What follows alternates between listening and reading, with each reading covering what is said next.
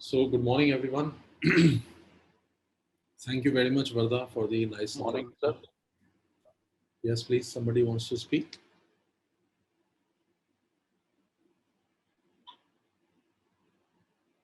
Okay.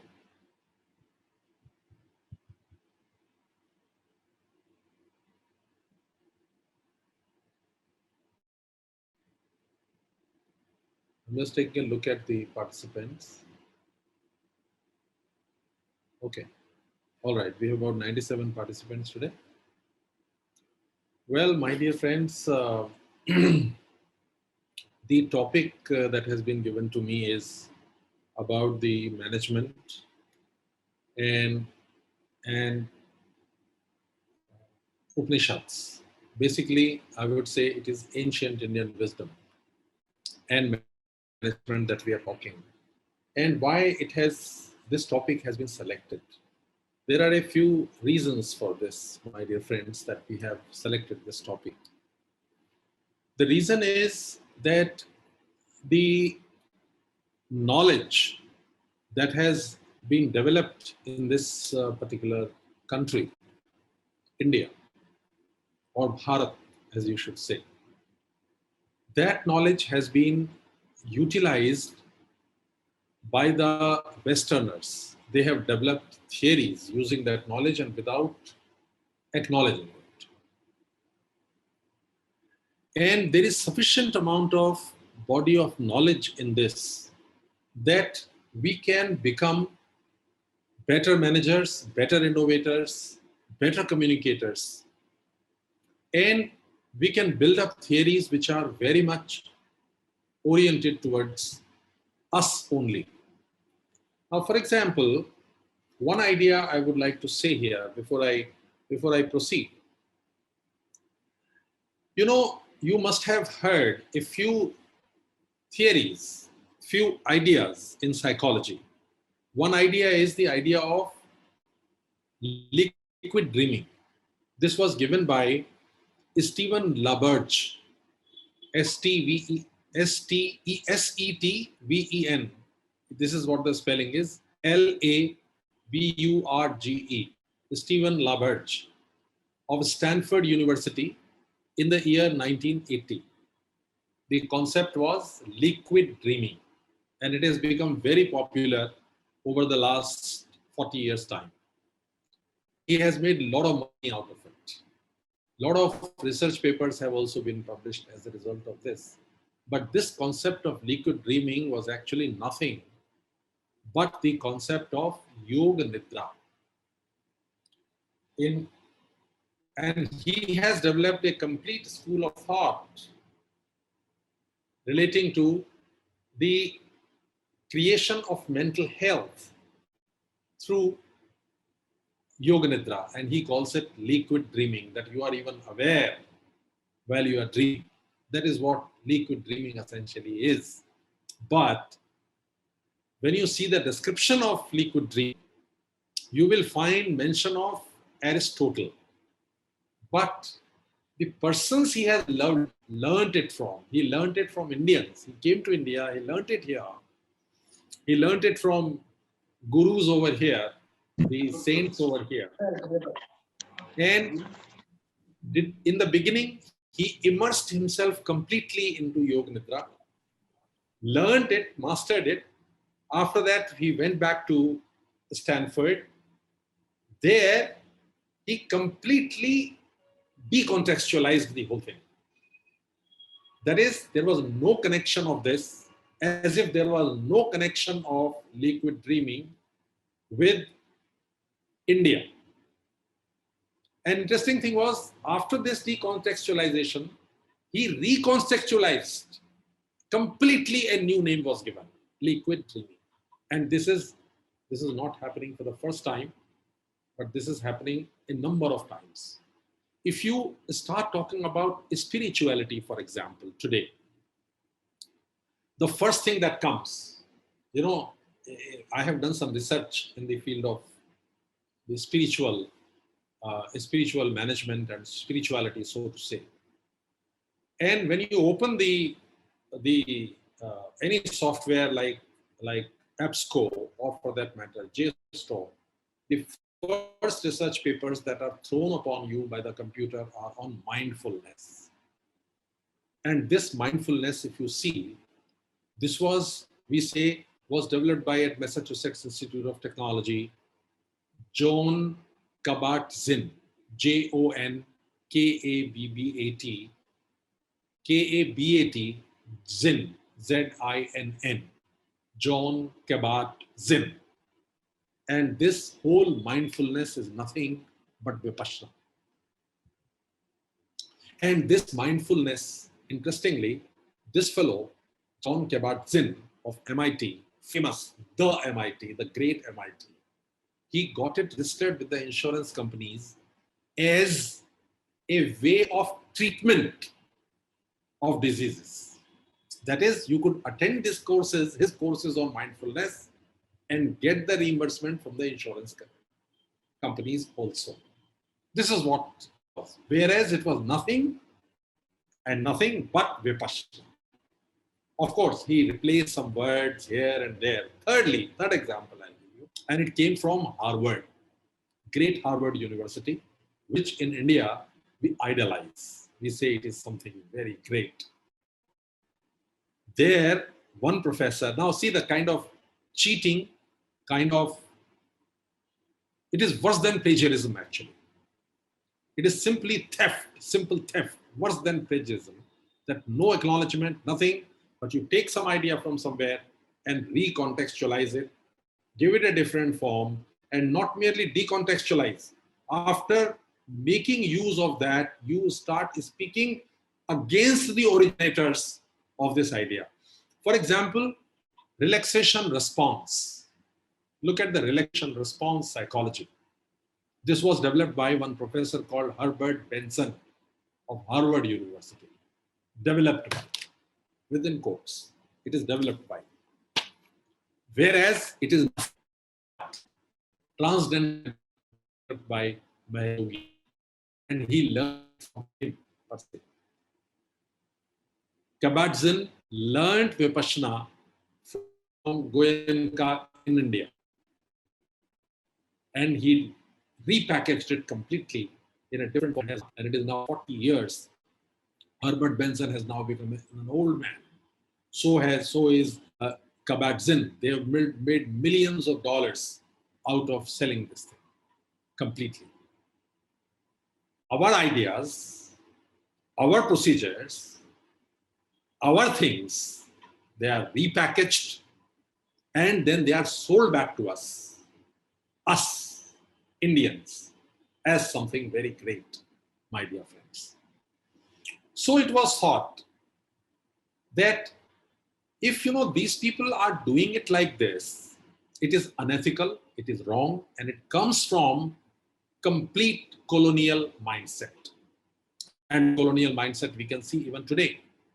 For example, India's Covaxin is not being recognized. They are delaying the recognition of this in the European Union.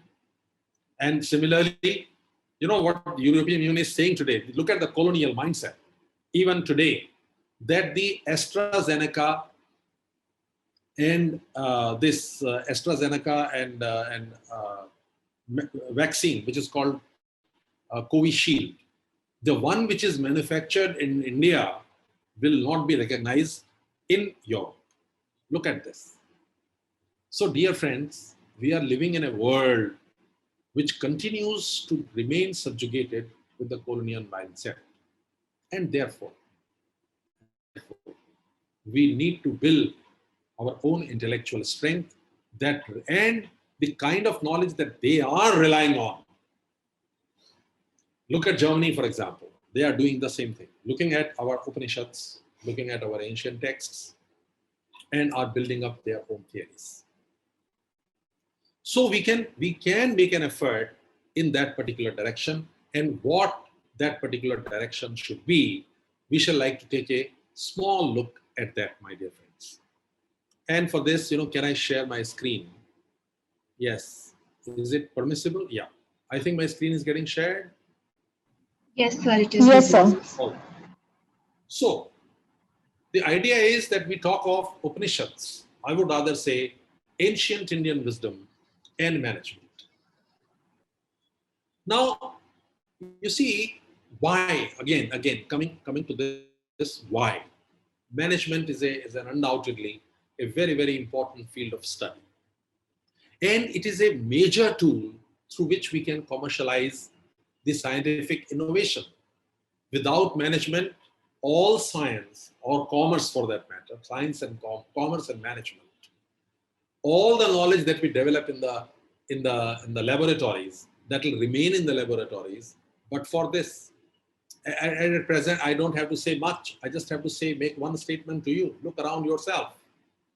Look at this very screen. I am connected with you through what? Internet. And who brought internet to you? It is a company which has brought the internet to you, to me. What is it?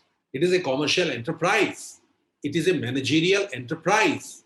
And it is that enterprise that has brought this particular thing to us. The air conditioners, the coolers, the laptop, the mobile, the books. I think everything is connected with the commerce and management, my dear friends.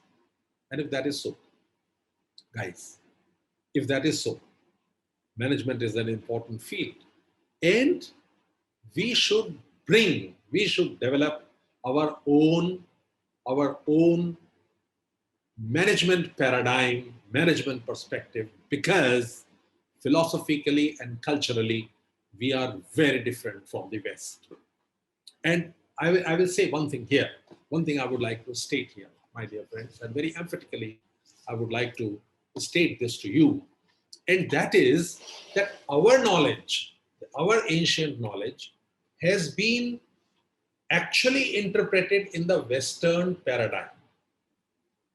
Our paradigm is very different. Our perspective of the universe is very, very different from the paradigm of the West. Now, look at, for example, I would like to state here, if I say that if you look at the European Orientalists, there are people, those who are studying the ancient texts which were written or developed in eastern part of the world.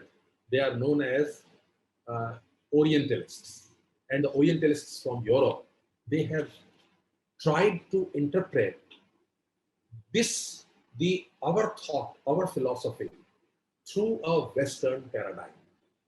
Now, what is that? I'll give you some aspects of this. And from there, we begin.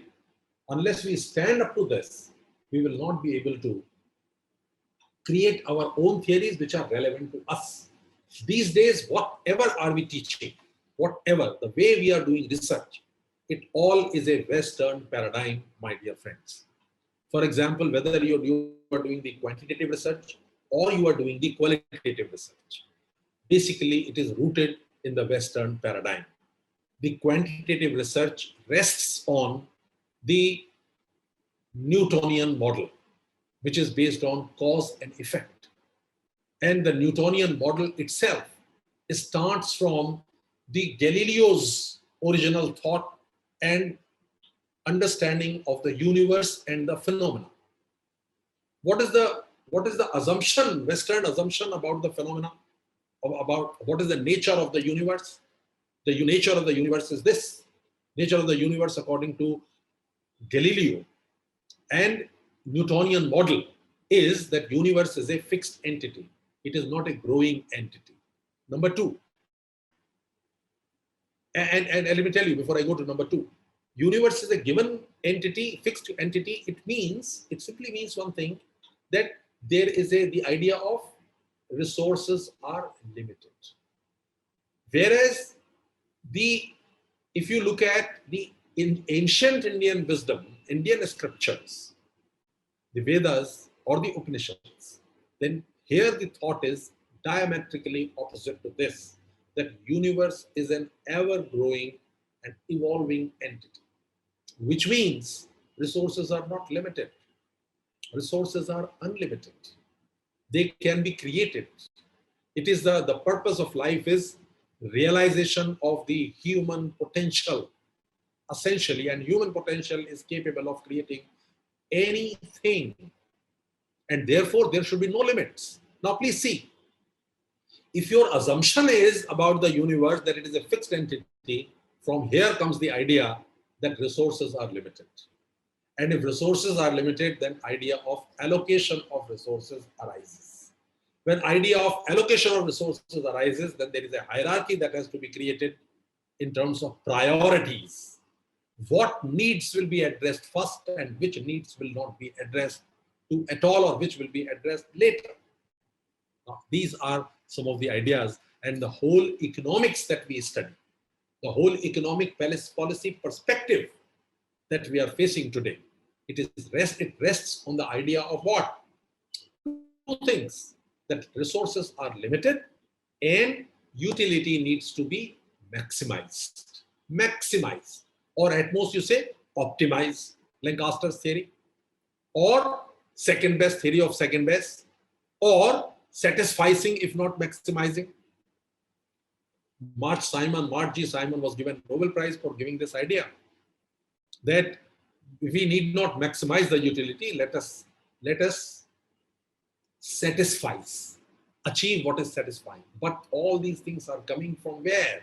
They are all coming from the idea that universe is a fixed entity. And second thing, energy is best applied when it is linear. So all phenomena, philosophically, all phenomena, social phenomena or physical phenomena, they eventually converge on a straight line. Life is therefore a linear phenomenon.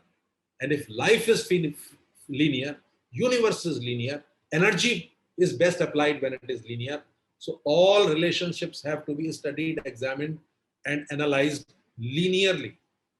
And if that is so, from there comes the mathematics. From this idea, from this philosophical root, comes the idea that we study everything in terms of linear correlations or linear regressions.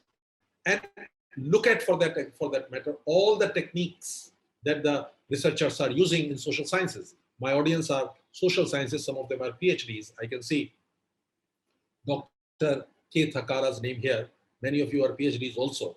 What do you do, sir? You use regression. It is a linear phenomenon based on linearity because it is based on correlation. Correlation given by Carl Pearson. It is based on what assumption? There your subjects are, your data are normally distributed A, and number two, it is based on, second idea, that it is linear. And when you calculate the beta coefficient is what? Correlation multiplied by standard deviation of y divided by standard deviation of x.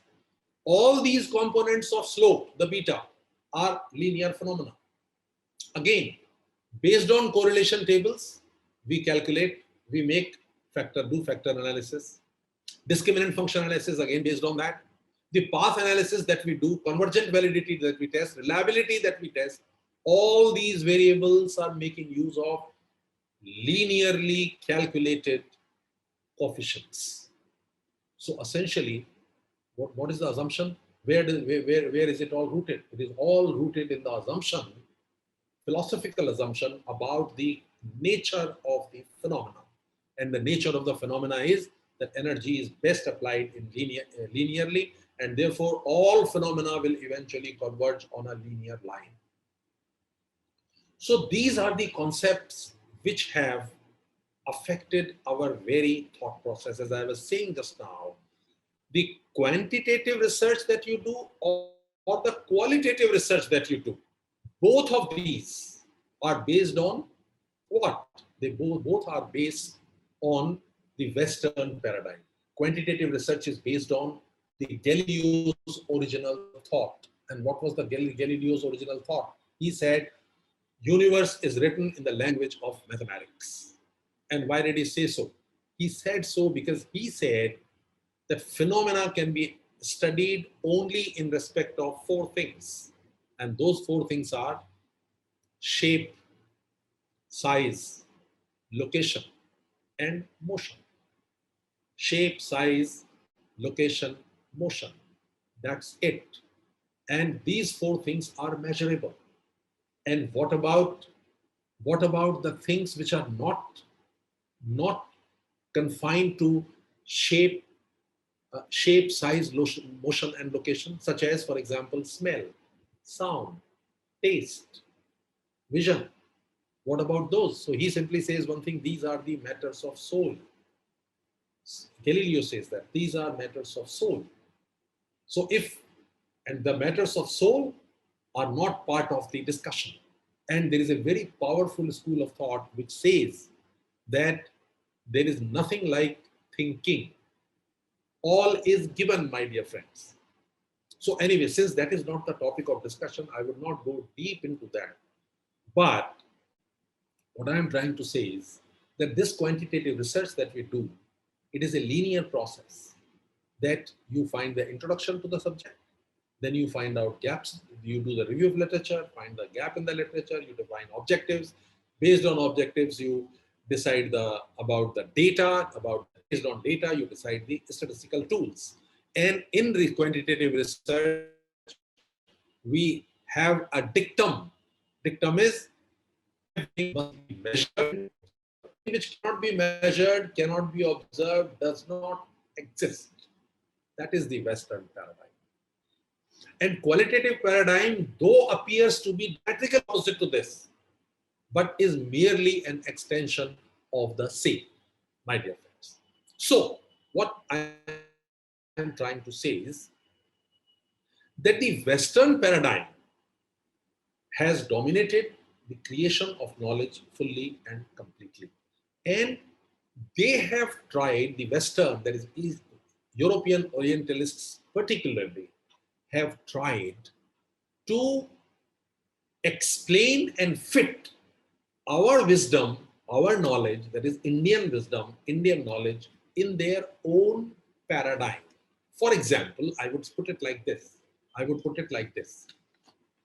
First thing, they say that just as in the West, there is one book, religious book. They say here also there is one book, one holy book, the Bhagavad Gita. Template is Western. Number two, for example, there is a Trinity in the West. So there is a Trinity here also. What is that? Brahma, Vishnu, and Mahesh. Third thing, there is a set of commandments in the Western paradigm. So they say here is also a paradigm in terms of set of commandments like Smritis.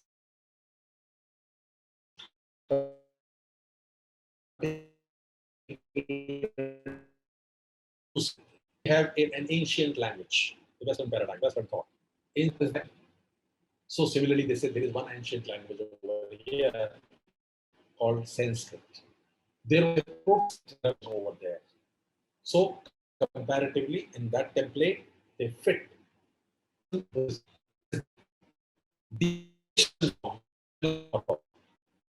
a heretical tradition in the West. So in the template, there is heretical tradition. So here they say it is Tantra without understanding what Tantra stands for. So that has been fitted in. Then they have a template called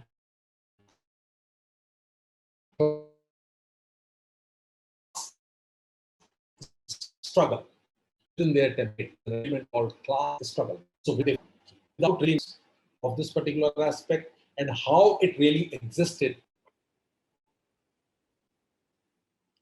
because entire Europe is based on their culture, rests on the idea, modern culture rests on the idea of white superiority and slavery. Slavery, right away. And they say slave is equal to das. No, it is not so. Whereas it is not so. I'm not going into that, but it is not so. So there is a race theory, and here they are talking about Aryans versus Dravidians. Whereas there is no such distinction like that as far as the genomes are concerned. Anyway, I'll come to that later on. Then In their template, they're talking about a forgotten prehistory. And here they equate it with the Indus Valley civilization. And then they say, finally, a disputed site like Jerusalem, they equate it to, say, Ayodhya. Now, this kind of colonial colonial template has been imposed for the interpretation of Indian thought process.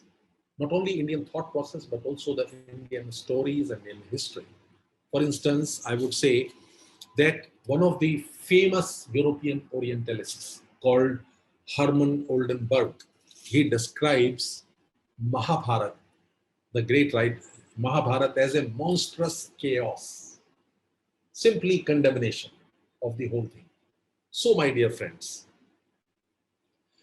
in view of these things, these ideas, I have thought that we should have a discussion in terms of developing, evolving paradigms for the greater good of the human being, which are rooted in our ancient wisdom. And we do it with some sense of pride because it is part of our history, our roots, our, I would say, our four fathers. They all were Indians. And if they happen to, whatever we are today, it is because of them. And their knowledge we can make use of very, very successfully. That is what basically the idea is behind all this discussion. This is one aspect of the colonial thought from which we need to gain freedom from, my dear friends. Just a moment, please. There is some problem. Something is here. It's not. Okay, let me start right from here. Now, when we talk, my dear friends, that we need to develop our own paradigm for practice of management, for developing of theories of management, we need to understand one thing, that what is this, what is the wisdom, what is the meaning of the term wisdom? When I say that we need to look at the ancient Indian wisdom when I talk of this. So what do I mean by wisdom? When we say talk of wisdom, then actually wisdom is nothing but certain levels of knowledge. And there are 4 levels of knowledge. First level of knowledge is what we will call facts, the numerical expression of the phenomena, the facts. And second, when the facts are formed, say you tabulate them for that matter, when you give them some type of formation, you create a certain pattern out of those given facts, as we do in case of tabulation. That becomes information. And when information is interpreted, when it is used for inferential purposes, it becomes knowledge. And enlightened knowledge, my dear friends, becomes the wisdom. And we say here in the Bhagavad Gita, in the 9th chapter, first shlok, he says, the scripture says, Jnanam Vijnana Sahitam Yad Gyatva Mokshase Shubhat. Actually, Jnanam Vijnana Sahitam is also written on the logo of one of the universities, and you'll find it in many universities in South, written in this Jnanam Vijnana Sahitam. It is self-explanatory. The word is Jnanam. Jnanam means knowledge. Vijnana Sahitam. Vijnana is wisdom. Knowledge with wisdom. Vijnana here does not mean science. Vijnana here means wisdom. Jnanam Vijnana Sahitam. If the knowledge is with wisdom, then what happens? Yat Gyatva. If you know that, Moksha Se Shubhat, it leads to enlightenment. So what does it mean actually? It means basically 2 things. First, when you create the knowledge, It is not for the self-enlightening knowledge and knowledge with wisdom. It has to be a knowledge not for the self. It is not for the self-aggrandizement. All knowledge has to be for the auspiciousness of all stakeholders. So the idea of patents, for example, that idea is not a very good idea. In a market economy, which is based on the idea of limited resources, maximizing utility, maximizing profit, yes, it could be a very good idea. But in a perspective, can we think of that perspective? In a perspective in which we say we create knowledge for wisdom, we create knowledge for enlightenment, we create knowledge for auspiciousness, for everybody involved. So, whatever knowledge you are creating, it is not for the self, it is for everyone. Then you don't talk of the patents. Then you talk of sharing, giving. And that becomes the idea. And from where? Now, please see here. Now, please notice here. When we talk of, we look at the business organizations as economic units. And economic units which have the single goal of making profits. I'm sure each one of you knows that the basic objective of every business organization, as we are taught today, is to maximize the wealth of the shareholders. Shareholders means owner. Maximizing the wealth of the owners. Everything else is done with the objective of maximizing the wealth of the owners, wealth of the shareholders. Wealth of the shareholders is what? It is share price. Share price depends on what? It depends on expected future stream of incomes. I repeat, expected future stream of incomes. Underline here, stream of income. So all efforts must be directed towards maximizing future stream of incomes.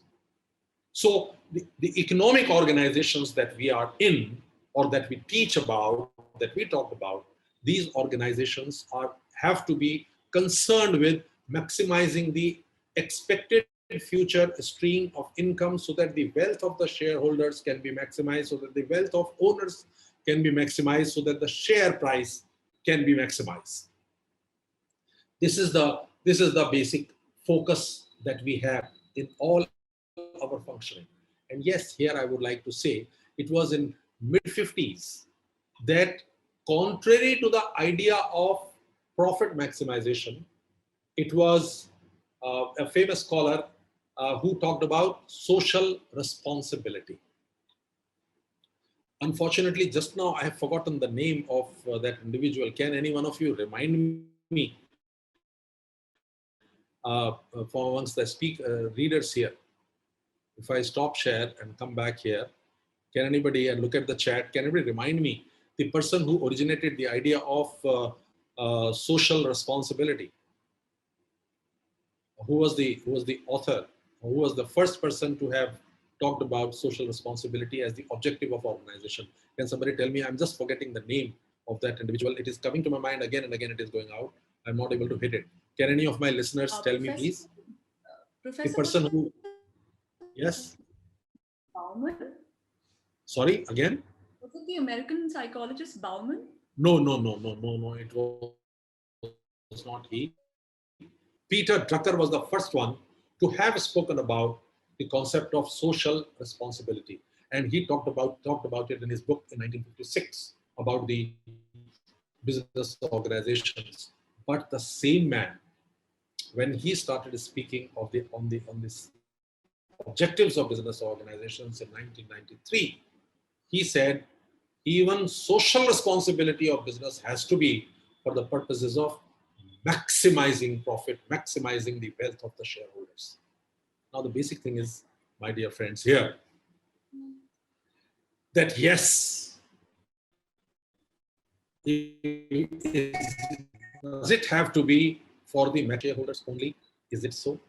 To what are the limits to profits? Should there be some limits to the profits? What are the aspects of ethics to that profit? That would happen when we define or redefine the objectives in some way. I'm not saying that profit should not be pursued. I'm not saying profit should not be pursued. I'm not saying also that there should be what communists are saying, that we should pursue the same process, that everything should be owned by the state, by the people. No, I'm not saying that. What I'm trying to say is that there has to be an element of ethicality in the pursuit of profit. And how will that come? We will have to redefine our objectives. And what are our objectives? There are two ways in which we can look at the objectives. Objectives for the self. If we can define the objectives for the self appropriately, and that idea can be given and advanced appropriately, then a superior society can definitely be built. And what could that be? It may appear difficult, but there are pockets in this world where very high degree of ethical behavior is being observed. You just have to visit Holland for that matter. You just have to visit Finland for that matter. And you find that the people behave very, very, very, very honestly, very, very ethically. They do not try to steal other people's wealth at all. It is very simple. I mean, some of the things are completely amazing. You go and you buy the milk over there.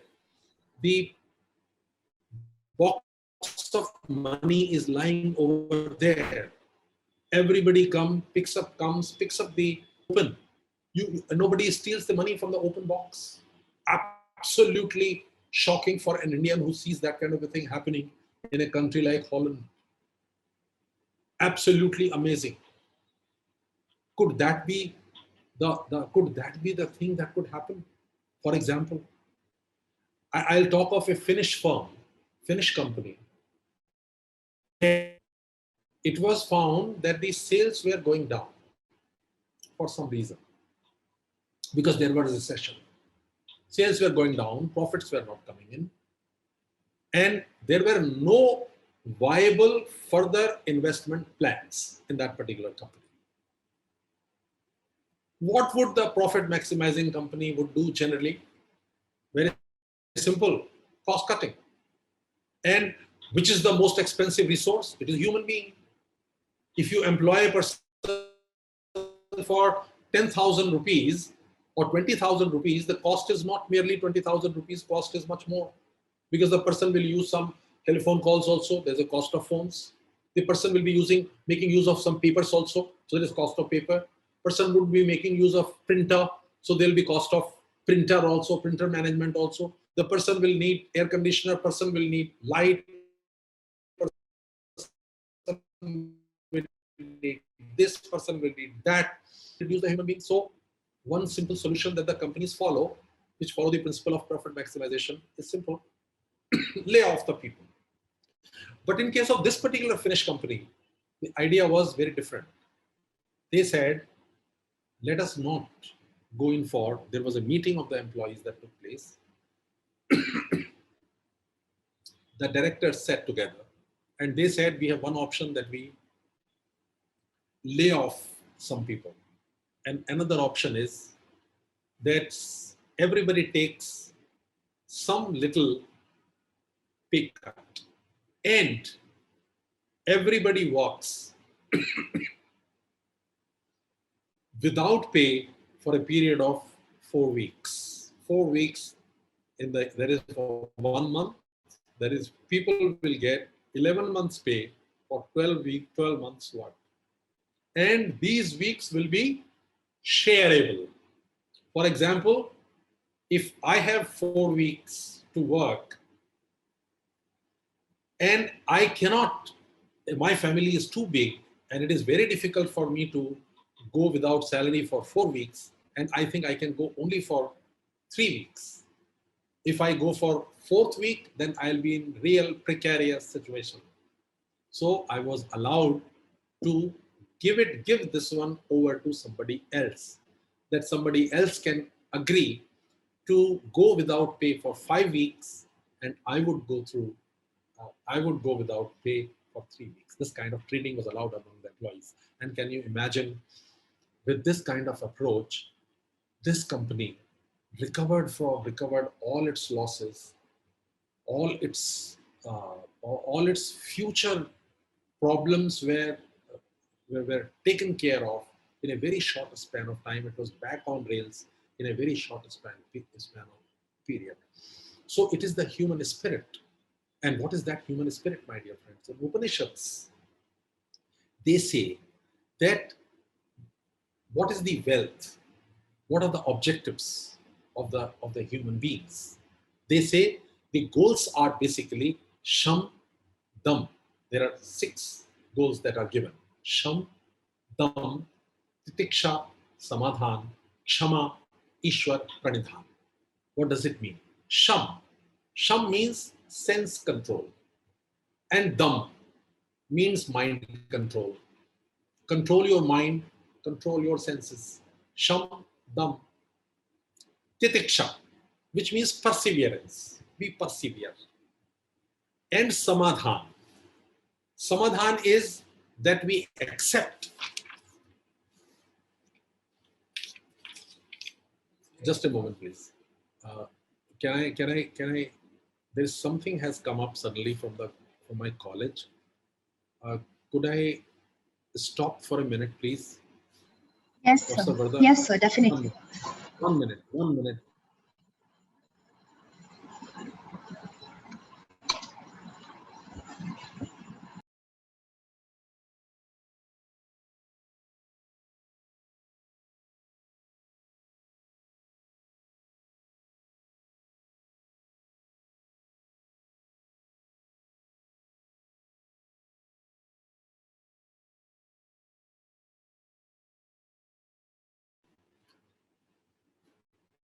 I'm sorry, my dear friends. Some people had come. I'm at my home, but from college, people had come to get some signatures. Anyway, so as I was saying, sham, dam, titiksha, samadhan. Samadhan is accepting the fact. Whatever is happening around you, you don't you don't get anxious if something is happening not according to your wish. You accept it. This is what samadhan is. And kshama, forgiveness. Now, a lot of research work is being done. Even I'm pursuing that research on forgiving, on building up forgiving organizations.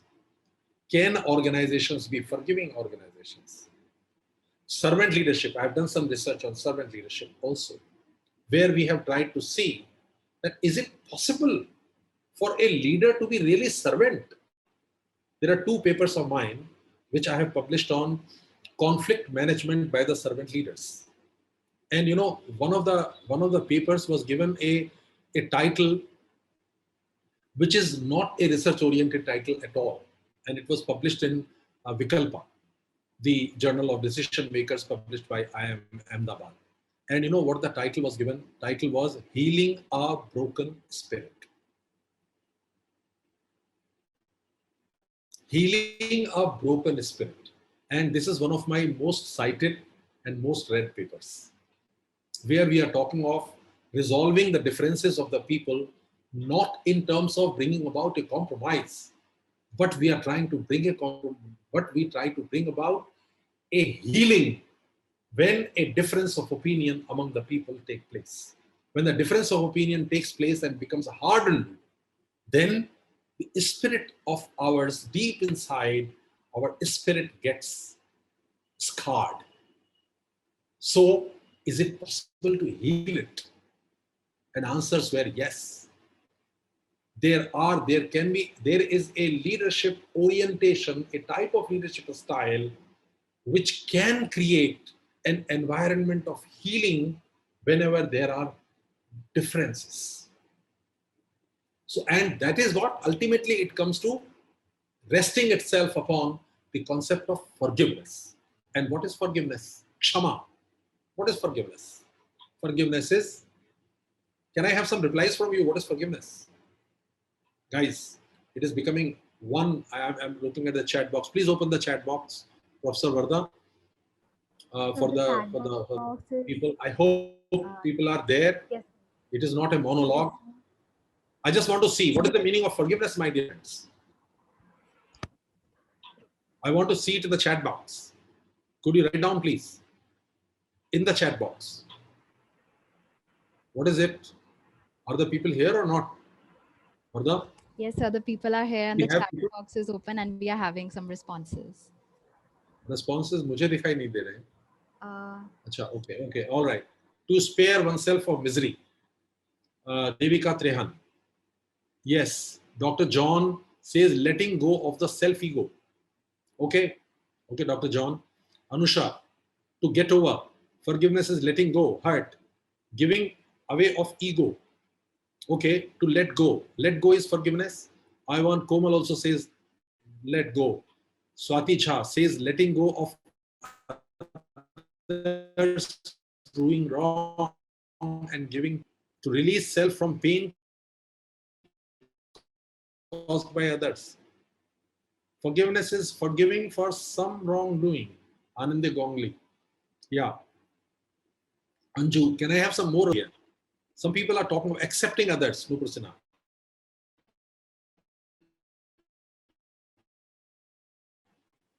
And excuse here is the responses I'm getting is letting go. And one response came from Dr. John. This is a very interesting response.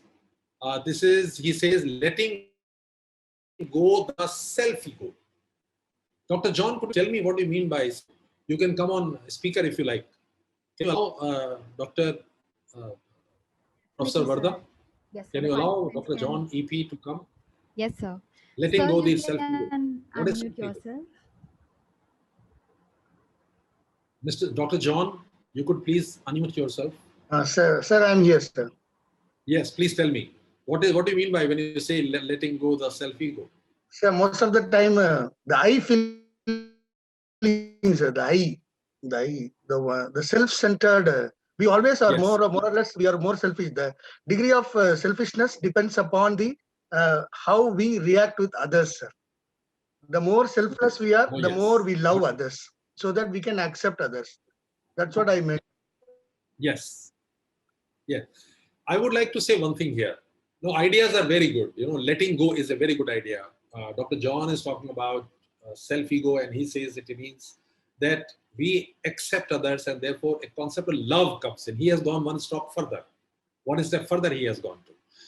We would say forgiveness occurs when there is absence of retribution. Let us look at it in the context of a business organization, an economic organization. An economic organization, as we understand, as we practice it. What does economic organization do? It has some resources. It has an objective to maximize the wealth of the shareholders. So there are some inputs coming, material inputs, human inputs. And these material and human inputs have to be channelized in such a manner that the wealth of the shareholders is maximized. I'm sure everybody agrees on this. There is no dispute on this particular point. Okay. Now, human beings are creative by nature. All right, of course. Although Newtonian model says human beings are basically social animals. But no, according to my wisdom, my ancient wisdom, according to Upanishads, human beings are not animals, even social animals. Human beings are basically, fundamentally, essentially creative beings. So if human beings are creative beings, then there would be deviation. It may be positive deviation or it may be negative deviation. And any deviation in an economic organization from the processes, I repeat, any deviation from the processes, from the laid down processes, is a mistake. I have stopped to allow this idea to seep into your minds. There is a mistake. And if you see all rules and regulations that are framed, whether you are working in a college, you are working in a university, You are working in a company, you are working in a service organization, or you are working in a manufacturing organization. You are working in a research organization, you are working in a space organization. Idea is that resources must be channelized for the achievement of the goals. And there is a hierarchy of goals. For each job, there is a goal. For each group, there is a goal. For each section, there is a goal. For there is a department, there is a goal. And then for multiple departments, there is a goal. And for the whole organization, there is a goal. We all know that there are hierarchy of goals. And every individual has to pursue those goals. And there should be no deviation in it. Any deviation is considered as a mistake. And all rules and regulations are framed in such a manner as to minimize this, what I am calling mistake. Mistake is what? Deviation. Any deviation is mistake. And all organizations are oriented towards, essentially, fundamentally, towards managing this mistake. How do you do it? One is retribution right away. Fear. Instill the sense of fear. Punishment or reward. All right. Now, instead of that, is it possible to build an organization based on forgiveness? And forgiveness here, I would say, whatever words you have said, ego is the I. Chance to others to improve. Yes, Vaishali Ajotika. Fantastic reply. That it is oriented towards accepting mindfulness is different, Mr. Gaurav. It is not that. Forgiveness is lack of no retribution and looking it, as Himanshu Tiwari says, giving an opportunity to try again. Or what just now I said, Vaishali Ajotikar, the same idea, chance to others to improve. That is, in a positive sense, deliberate decision. Swati Jha says, deliberate decision or conscious decision to let go the feeling of vengeance. Yes, exactly. Conscious decision not to have retribution, not to have vengeance, not to have badla. So these ideas that have been given by Mr. Dr. John or Himanshu Tiwari or Vaishali Ajotikar or Swati Jha, I'm very happy that these ideas are coming. Resentment, Deepa Juneja has summarized it fantastically. Without the feeling of resentment and bitterness. And Kshama is implemented when we give chance to others to improve. All right? And when given opportunity to try again. So that is based on Kshama. And as I said now, I'll come back again. Goal of wealth of human being. And if the wealth of human being, wealth of individual becomes wealth of organization. And what is that? Sham, sense control. Dam, mind control. Titiksha, perseverance. And samadhan, accepting what is happening. Coolly, calmly accepting what is happening, rather than getting anxious. Fifth, Shama. And last, Ishwara Pranidhan, which means eventually we receive and become one, be thankful eventually to the Supreme Being. We enjoy that process, Ishwar Pranidhan. We enjoy the divinity. Divinity in the self, divinity in others, divinity in everything. Organizations really be modeled on these ideas. So we are talking now about forgiving organizations. Once again, idea first, West, theory of forgiving organization. Those papers on forgiving organization, then you will find that most of these papers are drawing on these 6 ideas only that I have presented to you, which is based on the 6 goals. Sorry These for the 6 disturbance. goals goals or objectives that I'm talking about right now, my dear friends, I've talked about Sham, Dam, Titiksha, Samadhan, Kshama, Ishwar, Pranidhan. In these goals, I am not talking about accumulation of wealth. In this, I am not talking about collecting more money. In this, I am not talking about having 2 houses and 4 cars. I am instead talking about something else. That is, it is actually the evolution inside rather than outside. Can we develop a management paradigm based on this and still be profitable? Can we still be profitable? Yes or no? Now, is it possible, Varda, to have people raise hands here Yes, sir. Definitely and it's come up with possible. some explanation? Will somebody like to answer this question to me so that I can take it for Dr. Indrani Ghatak?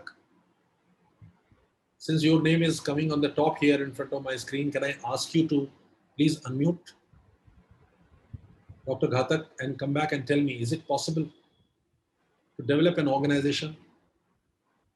Dr. Indrani Ghatak? No, I think she's not here. Dr. Anthony Vinod? Oh, not working. Achha, sorry, sir, not working. All right. Varda, it is not working. Dr. Varda? Dr. Indrani, are you not able to unmute yourself? She is not able to unmute herself. I would like to have at least 10 opinions on this quickly. And then we shall analyze and proceed further. Is it possible to build a perspective of an organization which is based on the concept of these ideas that I have given to you? Sham, Dam, Titiksha, Samadhan, Kshama, Ishwar, Praditha. Is it possible in a modern world? Acha, okay, there is a problem at her end. Somebody else, Mr. Abhishek. Mr. Abhishek, Pratik, can you come up, please? Oh, Mr. Anthony also has problem with his mic. Okay, all right. Mr. Abhishek, can you come up, please? No, don't say depends on individual ethos. As you can all, the entire team of listeners can open the chat box here. Mr. Kumar Gaurav says depends on individual ethos. No, Dr.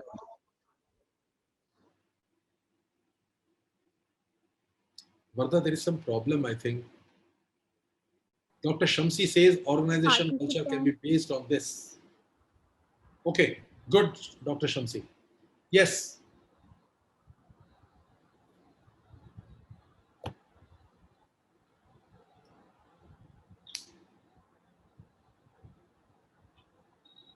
My God, this has become completely one way. We have 118 participants and nobody is coming forward to say this. Yes, it is possible, but sir, leadership plays a critical role in it. Okay, Mr. Prashant John, got it. Mr. Vijay Singh. Can I comment? Yes, please come in.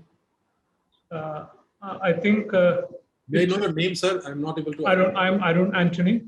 Mr. Anthony, yes. Yeah, so a lot depends on the kind of values, the core values an institution hold.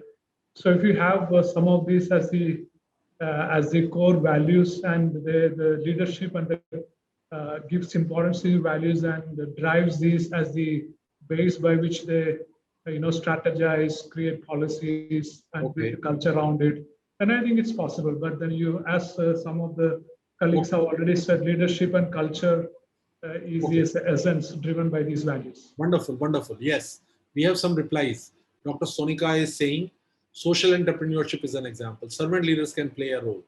Piyush Srivastav says possibility is minuscule, but we can develop management ethos. Dr. Anthony has spoken we made a wonderful intervention. When he says value orientation, actually, it was Uday Parikh, long back at IIM Ahmedabad, had talked about orientation of the organizations. And in the orientation of the organization, he talked about the value orientation of the organizations. Yes, it is quite possible, my dear friends. So this can be worked out. And Dr. Anthony has given a wonderful roadmap that we build up the policies. We create value system, a policy framework is created, and a culture can be developed within the organization which is based on these principles. And Dr. Sonika is talking about social entrepreneurship in this regard. Then economic organizations should stop themselves calling themselves completely economic or in the blind pursuit of profit, and each economic organization can become a social entrepreneurship or social organization in that sense. And it will definitely depend upon the leader, the CEO. They can create, Dr. Shamsi says, leader, CEO can create an organization philosophy which is based on these ethos. Yes. And yes, of course, I am getting very few responses. I think people are not responding much. I would be happier if more examples come here. We have such a large number of people. Dr. Mallika S., you are here. We would like to say something, Ms. Mallika.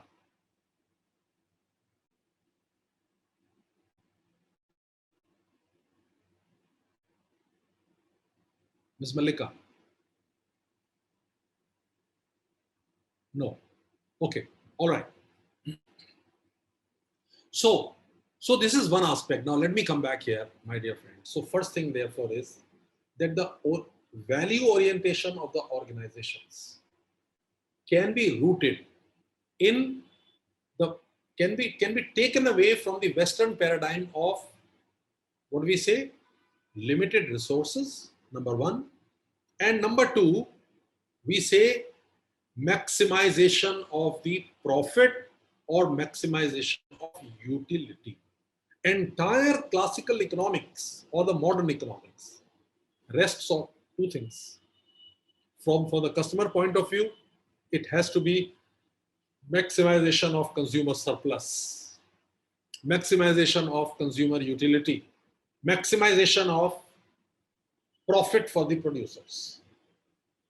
Of course, these have been tempered with to some extent, but look at this. The very subject, the very orientation of the subject teaches us maximizing my utility, which means I am putting myself over everyone else. So if you are maximizing, oriented towards maximizing your own utility, it means you are becoming very, very selfish eventually. Now, basic idea is that if we are talking about the Upanishadic wisdom, in that case, the orientation, value and the orientation of the organization has to be towards, as I said, number one, Sham Dam, Titiksha Samadhan, perseverance. It is not abandoning the effort, my dear friends. It is not abandoning the effort. It is basically perseverance, tirelessly. And here, tirelessly, functioning, operating completely. And then you have Samadhan, Kshama, Ishwar Pranidhan. And after this, when we say tireless effort, एक question आता है organizations के अंदर, sir, and a question is often asked. The question is, what about the idea of work-life balance in that case? If we talk of perseverance. Now, please let me tell you one thing. As far as our ancient wisdom is concerned, the work and life are not differentiated. The concept of work and life are the concept coming from Western paradigm. Here, in our ethos, there is nothing, no difference between the work and life. I'll give you one example. The example is this, and I will take this example from a story of Ramayana. In Ramayana, Hanuman is going in the search of Shri Sita Mata. And when he is going from there, he is going across the sea, across the ocean. So at that time,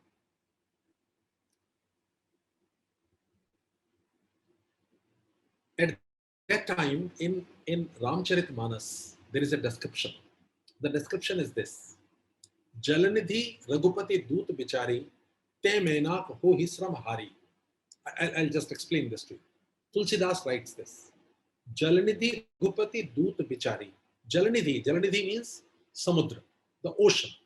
Jalanidhi Raghupati Doot Bichari. Jalanidhi says that, look, the uh, the representative of Sri Ram is going from here.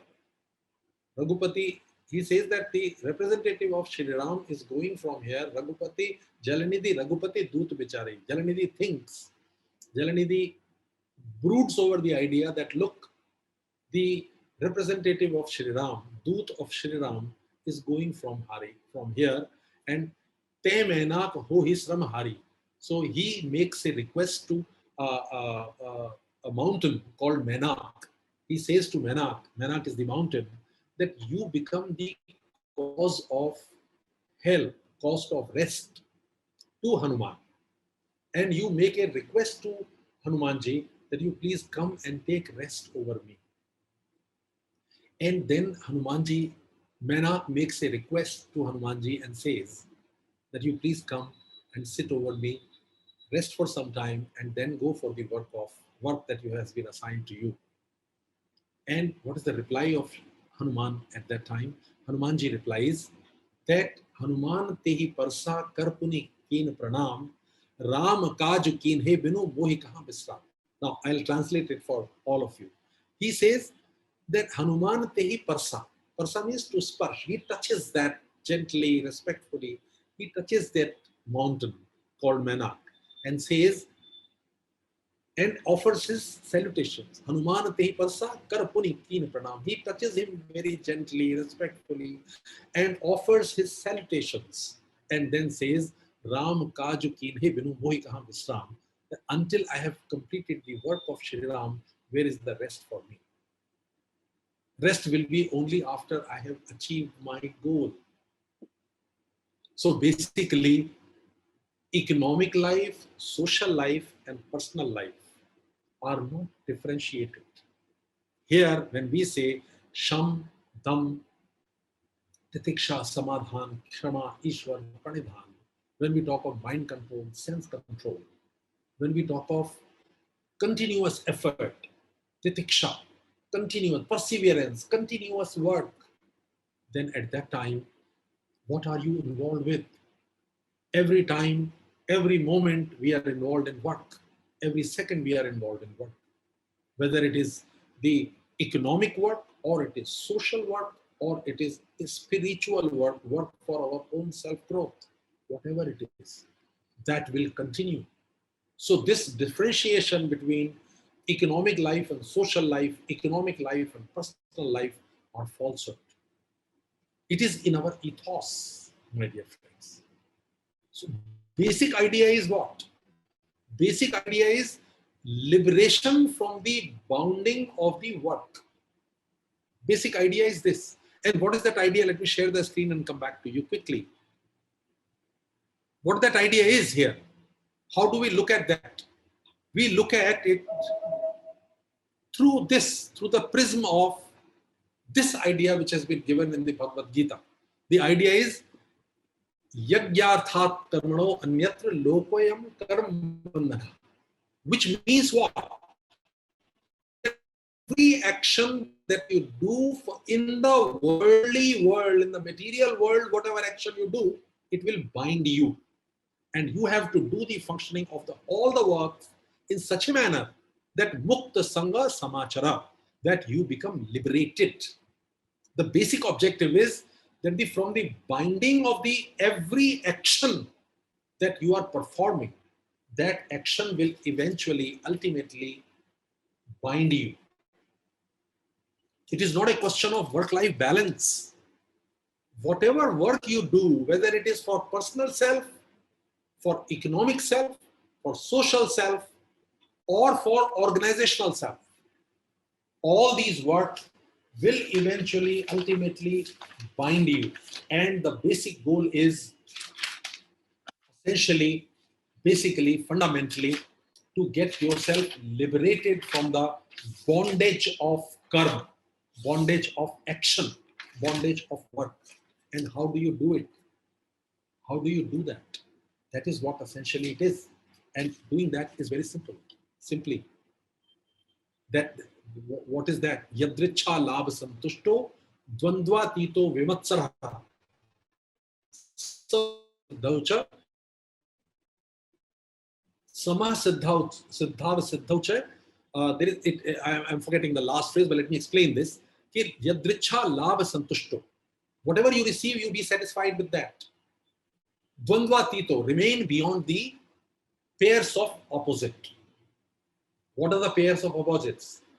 Gain, loss, achievement, failure, acquiring something or losing something, success, failure, fame or defame, pair of opposites, anxiety, happiness. Stay away that. Dvandva tito, vimatsara, and no desire to be jealous. Vimatsara, no jealousy. Samah siddhav siddhaucha. You are same in success and failure. Kritva apina nibadhyate. Yes, I remembered it. Even if you are doing the action, if you are fulfilling these conditions, then you are liberated. The liberation is if you are following these conditions at the individual self level. And what is that level, as I said just now? Now, there are two things that have emerged. Number one, whatever action you do, that action will bind you.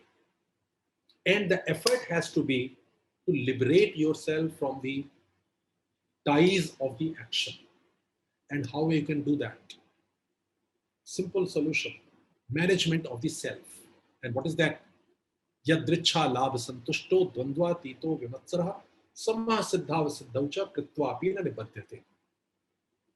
You will get liberated. The action will not bind you, provided you remain the same, you remain undisturbed with the success and failure.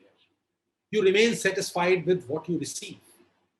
And you remain beyond dvandva. All pair of opposites should not affect you. That is, you should remain, and there should be no element of jealousy. That is, others do not become your reference point. Your reference point is your own peace and calmness. If you do that, can we think of a thing like this? Is it possible to build up individuals to have individual attitude like this? Yes, it is possible. So we have healthy psychology. So it is this kind of thinking, my dear friends, that I talk about when I talk of building up organizations with a management paradigm which is rooted in the thought of Upanishads. Then, my dear friends, one more point. Here, I would, since the time is a little less, I would go further. We are talking about we have been talking about the group behavior. We have been talking about, like we have been applauding Japanese, their Z theory, collective behavior theory, kibbutz theory of the Israeli organizations. Now here, in India, as I say, on the screen you can see, there is a small verse from Kathopanishad. What it says, Sehna vavatu, Sehnau bhunatu, Sahaviryam karvavahai, Tejasvinavadhitamastu ma vidvishasahai. It is all about group behavior. Together, Sehna vavatu. Together we are strengthened. Sehnau bhunaktu. Together we are nourished. Sahaviryam. Together we gain glory. Tejasvinavadhitamastu ma vidvishasahi. If we are together, then there is no jealousy. Ma vidvisha. There is no jealousy if we are together. And tejasvinavadhitamastu. We gain on daily basis, we gain new achievements, new glories if we are together. Now this is about the group theory. The group designing has to be for the nourishment of the group, for strengthening of the group, for the achievement of the group, and there has to be an effort, group effort, so that there are no jealousies. Currently, there is one research project going along with me. We are working on envy. positive envy and negative envy. Now, on envy, one of the basic problems in the group behavior is envy. And there are two types of envies, my dear friends. One envy is connected with what we call the positive envy, that somebody is better than me and I would like to become like that. And another is destructive envy, the envy in which I would like to finish my competition. For example, look at the envy of Duryodhan in Mahabharata. Duryodhan was feeling challenged, feeling jealous of his brothers, 5 brothers of his, of his father's brother. That is 5 Pandavas. He was always jealous of them. And what he wanted from them, he wanted simply to kill them. He said, I just want them to be finished. He did not want to improve himself and become better. He did not want to draw a longer line than them. He did not want to improve them. He wanted to finish them. It is a destructive envy. And see the impact of destructive envy. That I would like to explain this idea of destructive envy further, the extent to which it can go. When Mahabharata war was going to take place, Sri Krishna wanted to make last effort to bring about peace. He goes to, let us resolve this matter. You give these people 5 villages and you can keep the entire empire with you and get over with this. Let us not have wars. You know what Duryodhan replies at that time? Duryodhan says, Janami dharmam nachame vritti. He says, I know what is right, but I am not inclined to do that. And then he says, Janami dharmam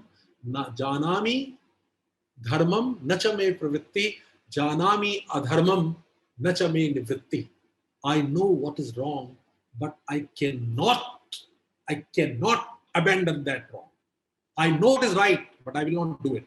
I know what is wrong, but I will not abandon what is wrong. I will do that. And from where was it emerging? It was emerging from jealousy. And the jealousy, it's an extreme case that he wanted to have a war. He was putting lives of millions at stake for the sake of jealousy. Now, in organizations also, this can happen if we are not able to manage that envy, that destructive jealousy. And how it can come about? It can come about if we talk of ma vidvisha vahai. When we talk of sehna vavtu, sehna bhunaktu, seh viryam karva vahai, tejasvina vadhitamastu ma vidvisha vahai. So we are whatever work we have done so far on envy and whatever model we have been able to build up so far for the organizations transcending envy in group behavior and its impact on performance and satisfaction. And the results that we are getting are completely amazing. We are doing action research also in this, that we are taking up people, we are conducting their workshops to give them insights into their own envy and how to overcome their envy. The groups where we have done, and it's a longitudinal study where we are observing people over a period of about a year's time. Whatever results we have received so far over the last 1 year's time, those results show that with the positive intervention, the satisfaction from the job, satisfaction from life has gone up substantially. And in some interesting cases, I would say this training took place in the workplace context. But interestingly, one example came, one anecdote. It is anecdotal. I don't know whether it will happen always or not for research purposes, but I'm happy to tell you one thing, that there was one individual who had gone in for divorce proceedings with his wife. And once he attended this training program of 5 days for managing envy, he was able to resolve his issues completely with his family members, with his wife. And they are back together. The family was reunited, interestingly enough. Well, it is a side bet. We call it side bet. It is a spin-off benefit. It came. I am not saying that you do this, but what I am trying to say is that satisfaction from life is quite likely to go up, my dear friends, if we are able to develop systems which are based on these ideas. And for this, we don't have to look at the West. What we have to look at essentially is our own ancient thinking, ancient thought process. And in this one aspect,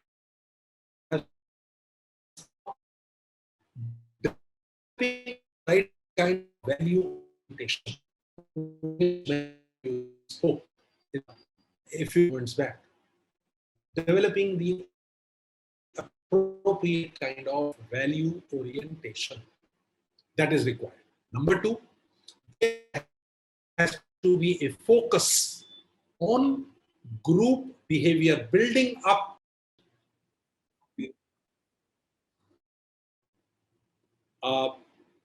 Yes, I will see if I have time. I'll come back to that. The sattvic aspect of this. Yes, we can see this here. Now, please see here that in the West, in the Western paradigm, as I've been saying, management of mistake. We are talking of managing mistakes. Resources are limited. The resources have to be channelized for the achievement of the hierarchy of goals at different levels. So the focus of the Western paradigm is on compliance. But in Indian thought, the focus is not on compliance, it is on context. And it is on context and creation of the context, a new context, so that the real potential of the individual grows. And what is that? What is that? The issue is, the basic thing is that we have to develop a sattvic consciousness. When I talked of Sham, Dam, Titiksha, Samadhan, Kshama, Ishwar, Pradhan, they all lead to what we call the sattvic consciousness or Swadharma. Now, what is Swadharma? Swadharma is this, my dear friends. You know, in Bhagavad Gita, there is a very interesting shlok, and that says one thing, Shreyan Swadharmo Viguna.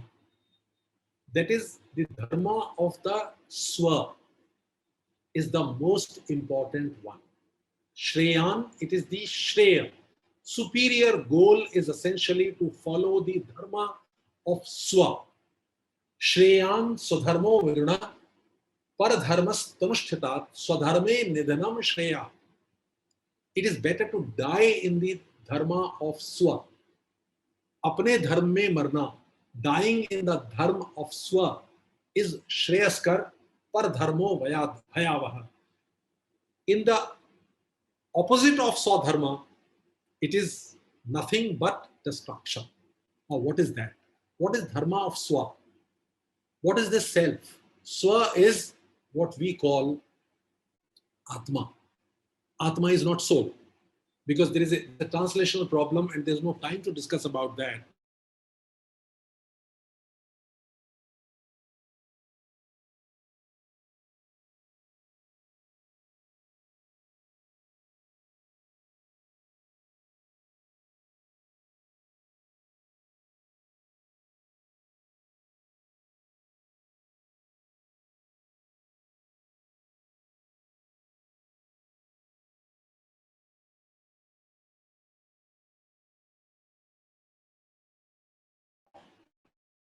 Simran Kaur often comes. So we have admitted her. Also, sir, really sorry for the recording notifications that are taking place because of the network disconnectivity. Zoom is automatically recording and stopping recording. So Okay. that's why the notifications are coming. There is Simran Kaur.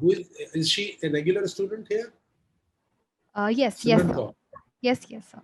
She registered? The regular participant. Yes, sir. Okay. All right. Because there is one Simran Kaur who often keeps coming up in my regular classes in the college also.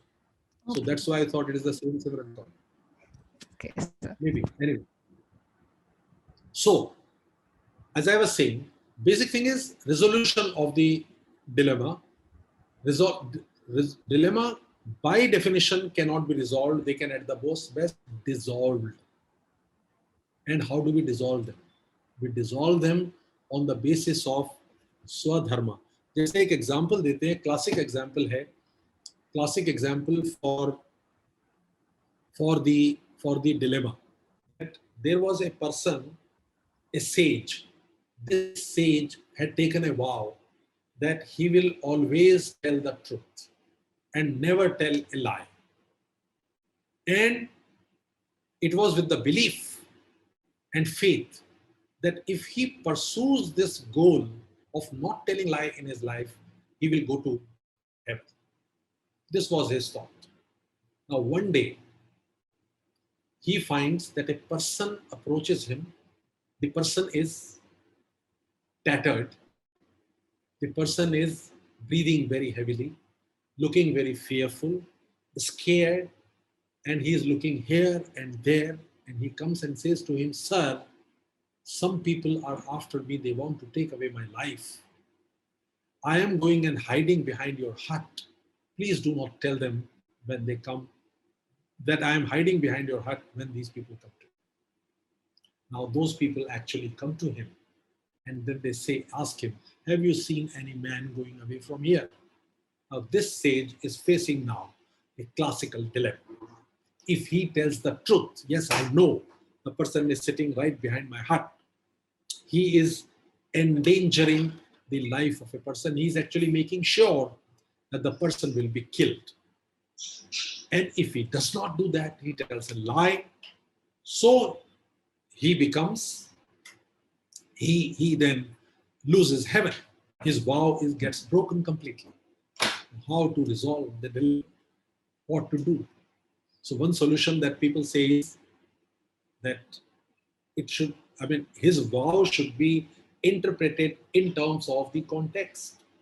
The context is that the life of the person is at stake.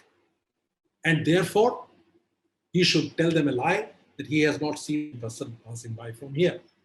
This is what I mean by context. Of course, one more solution can be there to this dilemma. That is, he can say that I know where he is, but I will not tell. And thereby he endangers his life in this process. That is quite possible. And in that case, he has to bear the consequences. Now, I leave it to you, my dear audiences, to define what the person should do. That liberty is there. But the fundamental principle is swadharma. And what is swadharma? Swadharma is the dharma of pure love, lack of retribution. The concept of truth, honor, loyalty, fidelity, courage, chastity, love, self-sacrifice, and harmlessness. These are some of the ideas that should be there to build up this. Now, my dear friends, I had many more ideas to discuss further with you, but unfortunately, time is less now. Let me open the discussion now for the questions. So if there are any questions, my dear friends, please come up with the questions. Let us have some discussion for some time on the questions.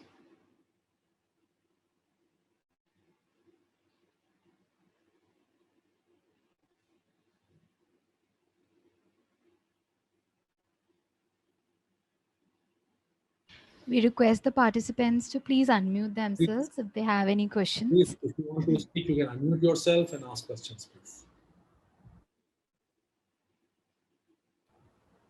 Good afternoon, Professor. This is Devika. Could you speak a little louder, please?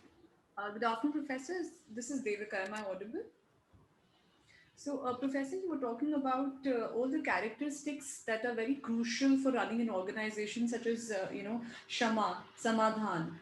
So, when you are talking about these particular characteristics, and how are they applicable in current scenario? So, which organizations do you see are picking up these characteristics and are trying to run the organization in a certain manner?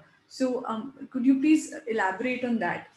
So if somebody wants to conduct a research work on this, organizational characteristics, how we can create the framework using these characteristics that you have shared? One thing is there, we are doing this research and we are making interventions with the permission of organizations at various levels. And there is some work which is going on at Silicon Valley also. At Stanford University, some work is going on. And as discussion took place earlier, that the idea can be implemented if organizations are able to build up this kind of value orientation. Okay, so first thing is that the management has to be ready to build this kind of value orientation. The management has to be ready, the owners have to be ready with the idea, with the acceptance of the value, that it is not the blind pursuit of profit which is more important. Blind pursuit of it, instead of profit, it will be the pursuit of noble human goals, which will eventually lead to superior profits. If they get convinced, wherever the top management get convinced of this, then it builds up and it happens. It is more a question of character. It is more a question of character and orientation of the values and the goals that you want to pursue at your life that leads to it. And it is possible. Yes.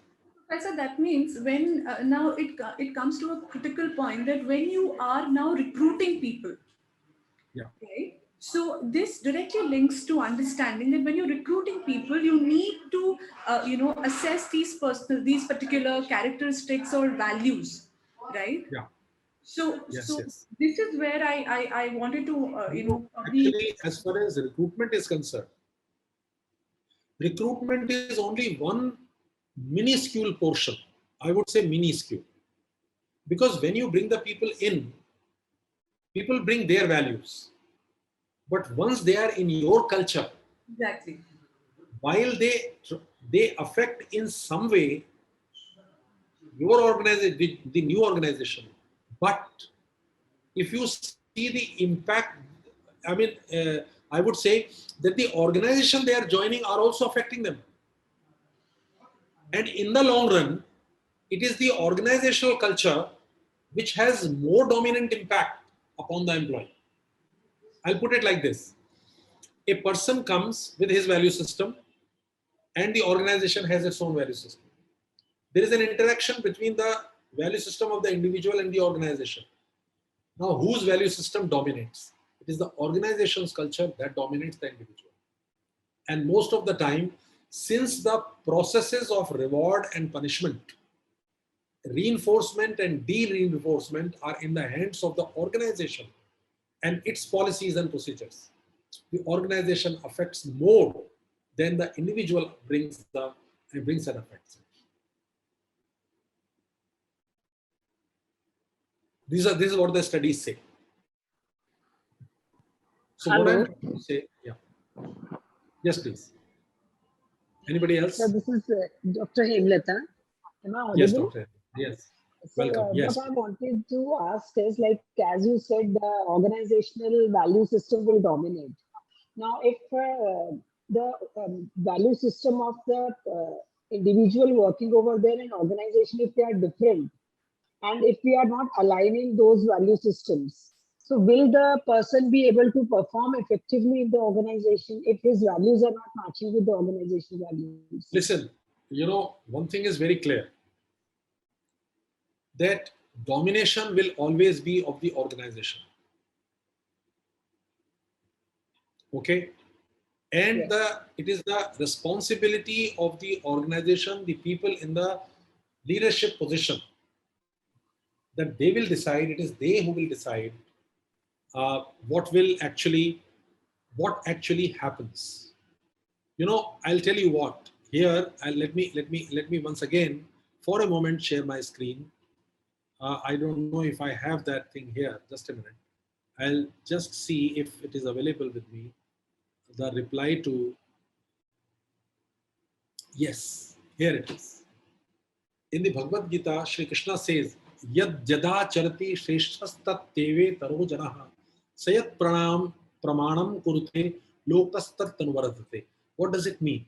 It means this, that those who are in the position of power, those who are in the superior position, according to them, all others act. So the beginning will always be made by the leadership. It is very difficult for an individual, Dr. Gaikwad, to make as much difference as the leader would do. It is the organization and the leader. Leadership lies at the top of the, as we say, bottleneck lies at the top of the bottle. This is what actually this particular shlok talks about. The shlok is very, very clear about it. The shlok But is... it is also the responsibility of the top leadership that how to take care. It is the responsibility of the... This is the responsibility of the top management, is the responsibility of people in leadership to bring about that kind of value system. It will start only from there. Like for values, a top-down approach should be, But the power of goodness is so strong. Power of this, the inner power of the human spirit is so strong that even in an island of negativity, the positivity, if forceful, plays a very big transformational role in the long run. It does. And that is why we say always, Satyameva Jayate. But yes, that faith in the self has to be strong. But that is a different issue altogether. That is a different issue. This is management of the self. Dr. Gaikwad, the focus basically of this lecture has been on the idea that we should build up, we should try to look for the pearls of wisdom from our Vangmaya, from our body of ancient knowledge, the Vedas, the Upanishads. And from there we should gain the pearls, and based on that we should try to build up new paradigms and new theories as the people in the West have been doing so far. Why we Indians can't do it? That is what the issue is. As I said earlier, right in the beginning, that it was LaBerge who talked of liquid dreaming. It was Herbert Benson who talked about relaxation response. It was John Kabat-Zinn who talked about mindfulness. We are now talking about envy. Why can't we talk about things like this? Why can't we build up new paradigms? Only thing is that we have to go back to this body of wisdom. And yes, one thing very important, we need to come out of even the colonial vocabulary. The very vocabulary is colonial. For example, we say Bhagwan, word Bhagwan is there. That Bhagwan, if I say, ask you to translate Bhagwan, how will you translate it? You will translate it as God. But God is an English word. From where English word has come, let us look at the etymology of this word, God. God actually has come from a German word. German word is, we call it Gotham, G-A-T-T-A-E-A-U-M. Gotham has come from the word gut, G-U-T, gut. Gut they call it, Dutch.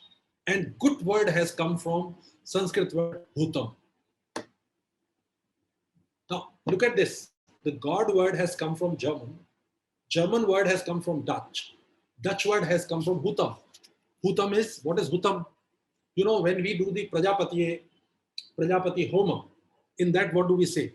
Brahmarpanam, Brahma Havi, Brahmagnam, Brahma Hutam. That is, the offering is to the divine supreme being. Offering of Havi is to the supreme being.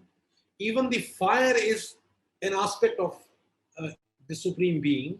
And Hutam means the holy smoke. Holy smoke is coming from this. Holy smoke is also the aspect of Supreme Being. So basically, when we are talking of the word God, what are we talking about?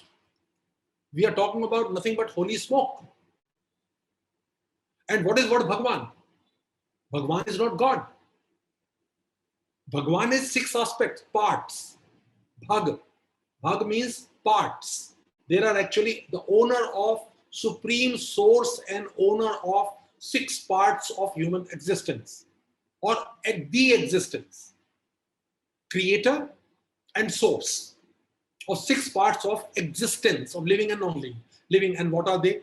They are, these 6 aspects are beauty, strength, knowledge, wealth, and renunciation. These are the 6 aspects which make the source and creator of this. So entire universe actually rests on this. And these 6 parts, according to Upanishads, are shared by all of us. So we say there is divinity in each one of us. We share something from the divinity. So not the word God. The word God is it is simply holy smoke. If you look at the root and etymology of this. So it has to be replaced by what? The Bhagwan. Bhagwan word has to stay Bhagwan. Look at Atma for that matter. Atma is soul? No, it is not soul. Soul has come from a Latin word soul, S-O-L. And soul means son of sun. Yes, there is some soul in us. Some light of sun is there with us. Yes, all right. But that is not what soul is. Atma word is very similar to it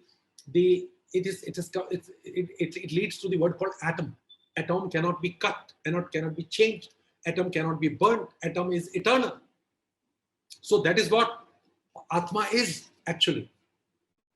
Nainam chindati banani, nainam dati pavakah, na chenam kledyantapaha, na shoshayati marutah. That is what Atma is. It cannot be cut, it cannot become wet, it cannot be dried. It is eternal, it does not die.